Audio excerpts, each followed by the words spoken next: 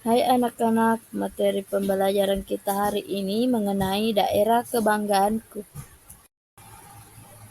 Topik B, kondisi perekonomian di daerahku.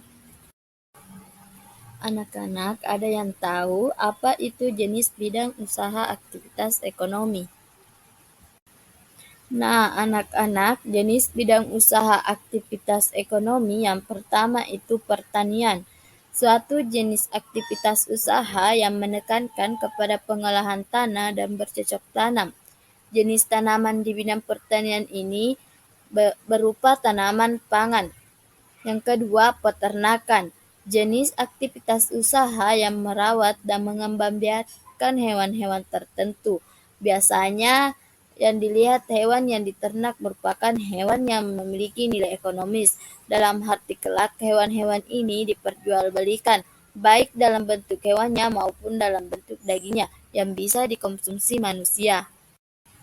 Selanjutnya, yang ketiga, perikanan. Semua kegiatan yang berhubungan dengan pengelolaan dan pemanfaatan sumber daya ikan dan lingkungannya mulai dari praproduksi, produksi, pengelolaan sampai dengan pemasaran. Yang keempat, itu perkebunan. Segala kegiatan yang mengusahakan tanaman tertentu pada tanah atau media tumbuhan lainnya dalam ekosistem yang sesuai. Nah, yang kelima itu pertambangan, suatu aktivitas ekonomi yang meliputi penelitian, pengelolaan dan pengusahaan mineral atau batu bara dengan cara menambah atau menggali permukaan tanah atau melakukan eksplorasi dasar laut.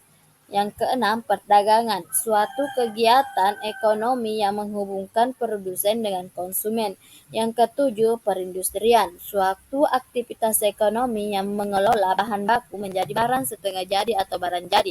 Yang kedelapan, jasa atau layanan, sebuah aktivitas ekonomi yang melibatkan interaksi dengan konsumen namun tidak terjadi pemindahan pemilikan atas suatu barang. Nah, anak-anak, apa itu faktor aktivitas ekonomi? Nah, faktor aktivitas ekonomi itu terdapat kondisi geografis. Letak suatu daerah sangat mempengaruhi bentuk aktivitas ekonomi yang dilakukan masyarakat daerah tersebut. Adapun yang terdapat dalam kondisi geografis itu yang pertama pantai, yang kedua dataran tinggi dan pegunungan, yang ketiga dataran rendah. Selanjutnya sumber daya yang dimiliki. Yang pertama sumber daya alam. Indonesia memiliki sumber daya alam yang beragam di berbagai wilayah Indonesia. Ada dua jenis sumber daya alam, yaitu sumber daya alam hayati dan sumber daya alam non-hayati. Sumber daya alam ini menjadi faktor penyebab berbedanya kondisi ekonomi antar daerah. Yang kedua, sumber daya manusia. Sumber daya manusia merupakan faktor tenaga kerja yang akan menjadi atau mengelola semua sumber daya alam yang tersedia. Kondisi perekonomian di suatu daerah juga dapat didukung oleh beberapa faktor. Yang pertama, sarana dan prasarana.